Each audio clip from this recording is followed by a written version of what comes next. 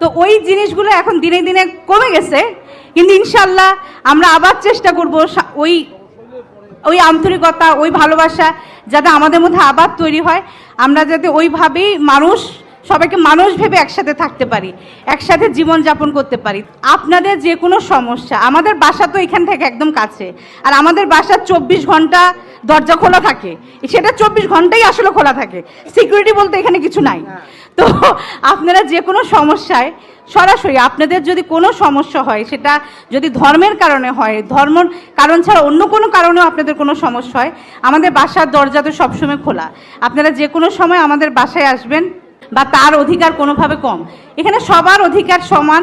আমরা যখন ছোট ছিলাম তখন সব সরস্বতী পূজায়, দুর্গা পূজায় আমরা আসতাম কাকিদের বাসায়, আমাদেরকে দাওয়াত দিত, আমরা এসে খাওয়া দাওয়া করতাম।